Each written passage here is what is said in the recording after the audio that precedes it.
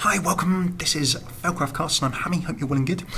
We are continuing our little series of getting into Magic the Gathering via Duel of the Planeswalkers. Of course, available PC, laptop, iPad, various devices, tablets. You pick one, you'll be able to find it, but it's a really nice way that you can get into Magic if you've never played it before. If you've played other card games and fancy learning Magic, it's got a really good tutorial mode which we're running through right now, teaching myself as much as hopefully sharing something with you guys.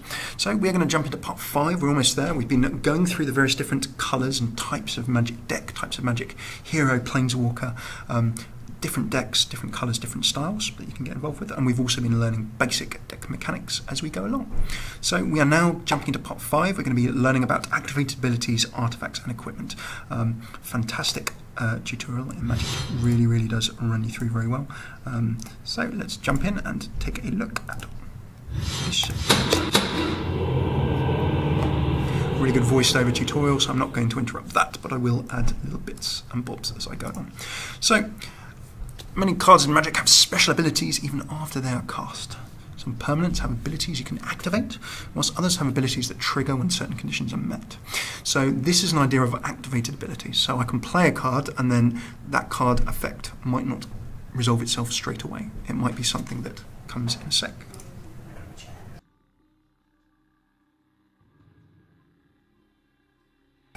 So even when I've played that card, I might be able to trigger its effect later, for example. So you can have a time delayed effect. Maybe it's got an effect that I don't want to use right now, but I might want to use later in the game at a particularly good moment. And then other parts you can see.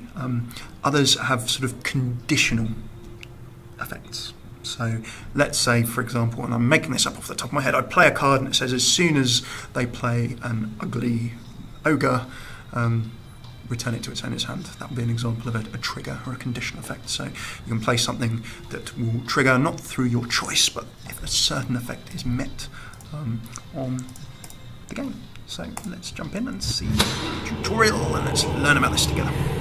For your final quest, you'll be using a red deck. Red's specialty is aggressive, quick creatures with interesting abilities. Your opponent is Alabaster Mage. Come on, Alabaster Mage, let's bring it.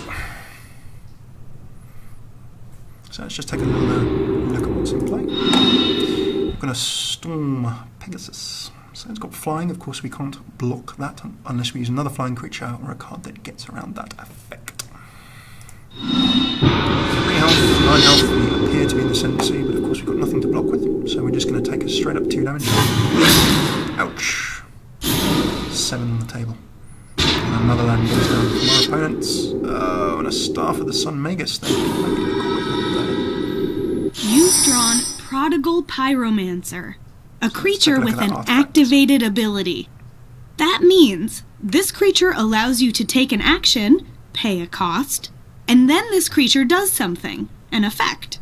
For example, Prodigal Pyromancer allows you to tap it, and if you do, it deals 1 damage to a creature or player of your choice. Cool. So I couldn't explain it any better than that, but basically we'll play this card for its usual cost, and then you can see on the card text there, I'm going to zoom in so we can take a look at it, there is the effect. So you can see we tap, and then it deals 1 damage to target creature or player. So obviously, depending on when we use that effect, it might be in lieu of attacking or in lieu of blocking or similar, but it lets us reach out and do 1 targeted damage to a player or creature of our choosing. I'm sure in plenty of situations where that can be useful. Let's get it on the table to start with. Just like attacking, abilities that require a tap, like Prodigal Pyromancers, can't be activated while a creature is summoning sick. Okay, so obviously just like an attack or anything else, I need to make sure that I've had that in play for a game. I just want to quickly zoom in and we can look at this artifact so you can see that our opponent played Staff of the Sun Magus. Whenever you cast a white spell or a planes enters the battlefield under your control, you gain 1 life. So that, if you get that in play and then play a lot of cards after it, and if I can't remove it, my opponent playing white spells or playing planes, then they're going to be buffing their life up and healing themselves or increasing their total health total. So if I have an opportunity to remove this card, I'd much like to do so. But that's an example of an artifact. So nothing else I can do.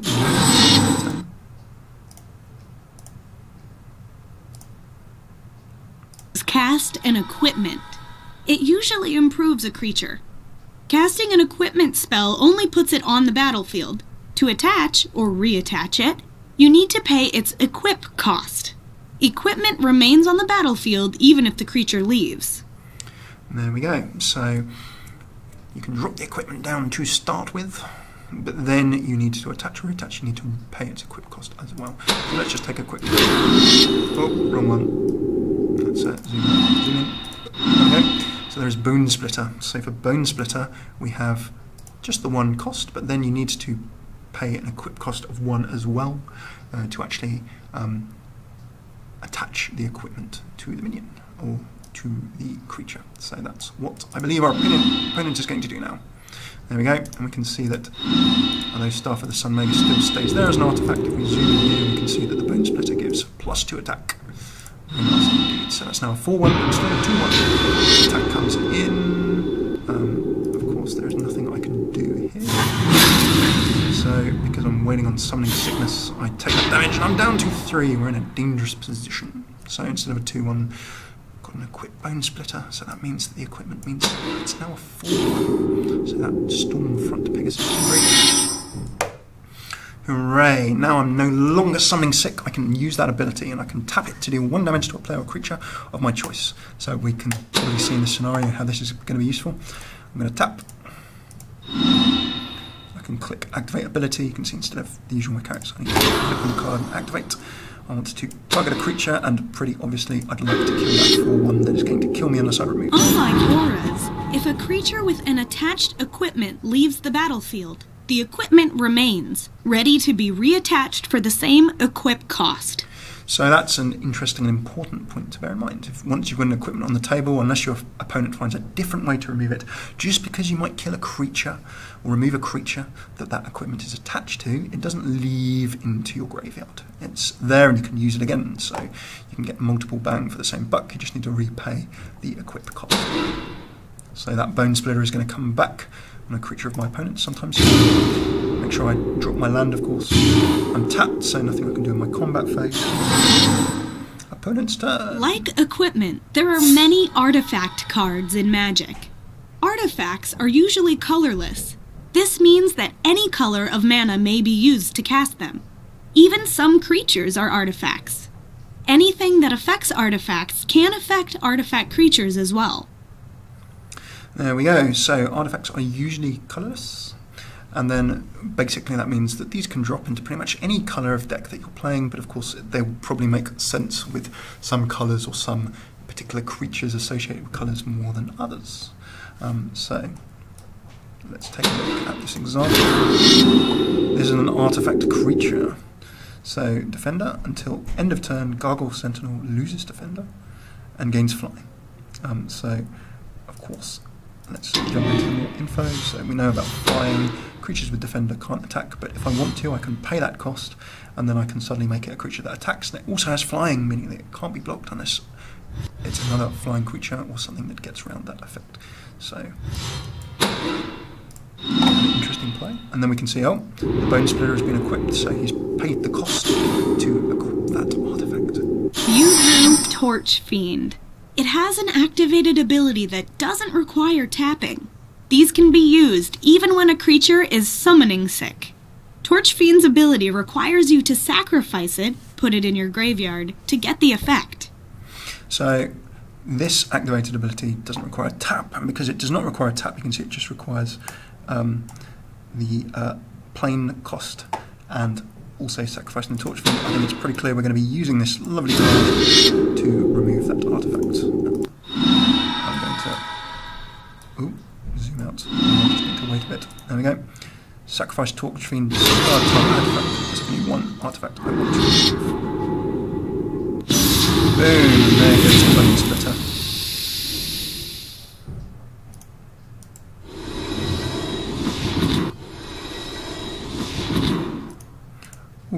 Well, I actually destroyed the creature, but remember, because that's an artifact creature, as we were shown on the turn, I could either destroy the creature or the weapon.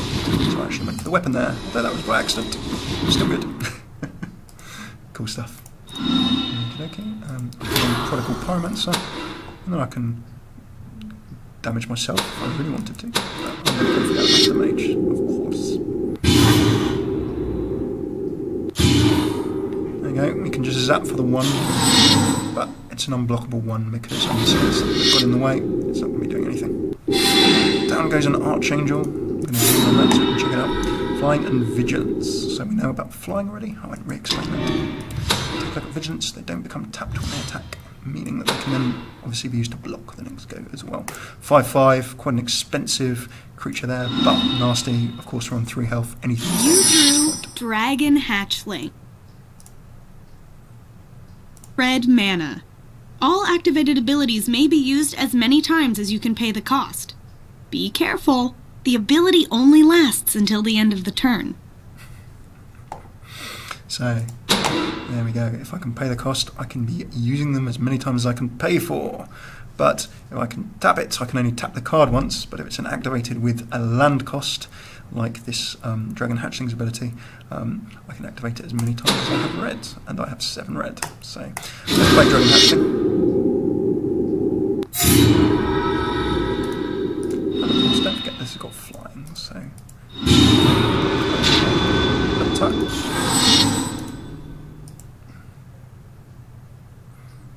No attack allowed, but then you get the re-equip of the Bone Splitter, which is here comes the combat. So, hitting pause, now I can make it big enough to destroy the Archangel. So here we go, I can get +1. If I activate it 5 times, it will do the 5 damage to destroy and block the Archangel.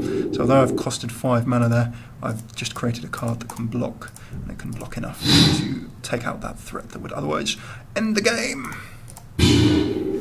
So a nice example of how an activated ability can turn up. Make sure that you leave some planes mana free to make it happen. There we go, a re-equip again of that Bone Splitter, showing how that artifact equipment just comes back into play. Some instants allow you to target a creature or player, cast Searing Spear to deal 3 damage to your opponent's Blighting Mage. Okay, instant. That's going to cost me 2, and one of those has to be a nice fiery land there. Searing Spear does 3 damage. That pretty much does exactly what it says on the tin, and we can use it to zap away that opponent's creature again. The card, of course, goes to my discard pile, graveyard, whatever you would like to call it. And last but not least, we can jump on in with Prodigal Pyromancer, use that ability again, and then we can zap for another 1. This is Death by 1,000 Cuts. Zap. 11 lands in play, but alas, there's you drew Volcanic Dragon. It has haste. This means it's not affected by summoning sickness. Loving the American enunciation and enthusiasm. How much more enthusiastic. We're loving this tutorial. So, haste. Some in other games is known as charge, for example. That means that you can do something the turn that you play it. And for us, we're going to be attacking with it. Hooray. So let's play that for our landage. And then we have 5 precisely, so we can tap this card and then use that activated ability to do the damage to the Alabaster Mage. And then I wish to also attack. Special attack. There's nothing to block it with unless you can throw something in. Dragon flies in. Equipment and activated abilities are interesting tools that can mean the difference between victory and defeat. Use them wisely. So there we go, that is our final bit of taking a look at the Magic 2015 Duel of the Planeswalkers intro to the game. So by no means is that a complete tutorial of the wonderful world of Magic the Gathering, but it certainly gets you into the game enough, introduces the basic mechanics, a bit about the turn sequence, about where mechanics can drop and when, about how to play certain types of card. It really gives you a nice all-round introduction to the game, so you can then get stuck into more Duel of the Planeswalkers. There's more fun, you can start toying with your own decks, playing with different colours, and getting into the game in a bit more of a deep level, even within Duel of the Planeswalkers. So we're going to be getting stuck into that. But thank you very much for watching. We jumped in and in our continuing Learning to Play Magic series, got a little bit of a look at artifacts. We took a look at equipment. We even saw an artifact creature, and then took a look at activated abilities and how using them at the right time can save your bacon, can be the difference between victory and defeat, and a lot of other things besides. So if you're live, don't go away. We're going to be cracking on with a few more bits and pieces and taking a bit more of a look at a few more games. If you're on YouTube, then thank you so much for coming and having a look. You can see more of our stuff regardless at twitch.tv/Velcraftcast. We try and go live Monday through Friday, lunchtimes, UK time as well as evenings UK time, but we'll always tweet on @Velcraftcasts before we go live. And then do not forget to check out more Learning to Play Magic as well as some other games and things at youtube.com.